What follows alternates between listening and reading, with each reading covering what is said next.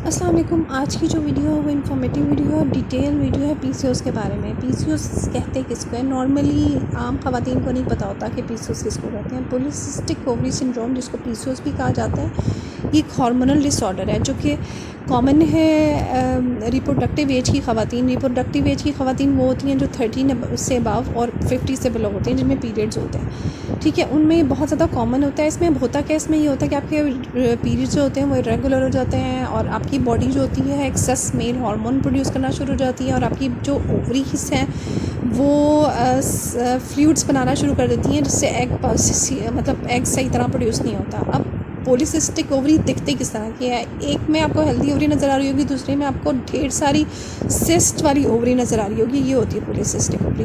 अब इसके सिम्टम्स क्या होते हैं? सिम्टम्स ये होते हैं कि जी आपकी बॉडी पे हेयर ग्रोथ ज़्यादा होना शुरू हो जाती है, आपको लोअर बेली पेन होना शुरू हो जाती है, आपका वेट ज़्यादा होना शुरू हो जाता है, पीरियड्स इरेगुलर हो जाते हैं, आपकी बॉडी में मेल हार्मोन ज़्यादा प्रोड्यूस हो जाता है, आपके फेस पे एक्ने या पिंपल्स आना शुरू हो जाते हैं, फेस या बॉडी पे कहीं भी आ सकते हैं। अब कौन सी ऐसी चीज़ें हैं जिनको आपने अवॉइड करना है और कौन सी ऐसी चीज़ें जिनको आपने लेना है?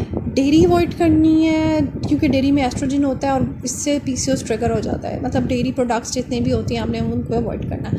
फिर आपने ग्लूटेन फ्री डाइट जो होती है वो भी कम कर देनी है। फिर आपने प्रोटीन इंटेक ज़्यादा कर देना है। शुगर वाली को तो बिल्कुल आप मना ही करते हैं खुद को, शुगर से बहुत ज़्यादा प्रॉब्लम हो जाती है। और आपने इनफ फाइबर वाली डाइट लेनी है, मतलब दालें, ग्रीन वेजिटेबल्स, और इसके अलावा आपने अपनी लाइफस्टाइल को थोड़ा हेल्दी करना, मतलब एक्सरसाइज करनी है और एक्टिव रहना है। ठीक है, अब कौन सी ऐसी चीज़ें हैं जो कि बिल्कुल आपने नहीं लेनी है, वो मैं आगे आपको इसमें पिक्चर कार्ड में दिखाती हूँ, जिसमें मतलब डिटेल में वो उन चीज़ों के बारे में बात की गई है जो आपने बिल्कुल से नहीं लेनी है अगर आप चाहते हैं कि आपका पीसीओएस जो है वो बिल्कुल नॉर्मल हो जाए, अगर आप मेडिसिन से बचना चाहते हैं।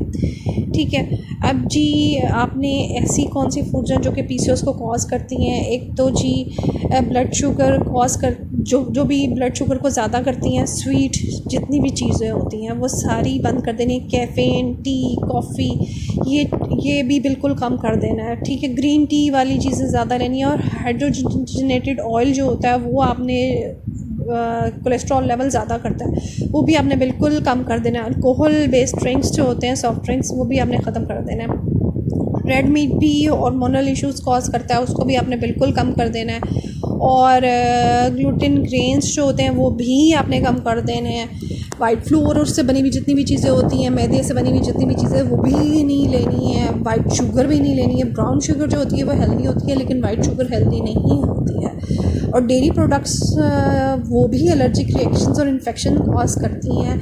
ये मेरा पर्सनल एक्सपीरियंस भी है और ये मैं आपको वैसे भी बता रही हूँ कि ये इन चीज़ों को आपने ना कर देनी है। अब इससे किस तरह बचा जा सकता है? इसके दो तरीके हैं, या तो आप मेडिसिन लें, डॉक्टर्स के पास जाएँ, बेइंतहा मेडिसिन खाएँ जिससे आपको बहुत ज़्यादा फ़ायदा नहीं होगा।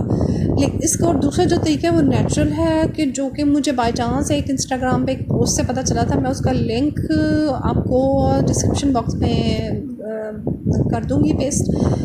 सीड साइकिलिंग अब होती क्या है? सीड साइकिलिंग में ये होता है कि सीड्स के थ्रू आप पीसीओएस का ट्रीटमेंट करते हैं और इसमें 4 सीड्स हैं। डे 1 से लेके डे 14 तक आपका पीरियड का जो फर्स्ट डे है उससे लेकर 14 तक आपने 2 सीड्स लेने हैं, एक फ्लैक्स सीड्स और जो दूसरे वाले हैं वो पम्पकिन सीड्स। फ्लैक्स सीड अलसी के बीज होते हैं, पम्पकिन सीड्स होते हैं वो कद्दू के बीज होते हैं। आपने डेली इनका 1 टेबल स्पून लेना है, उनको ग्राइंड कर लेना है, दोनों को अलग अलग जार में रख लेना है और दोनों को मतलब दिन में किसी भी टाइम आपने ये दोनों चम्मच, 1 चम्मच उसका 1 चम्मच उसका लेना है।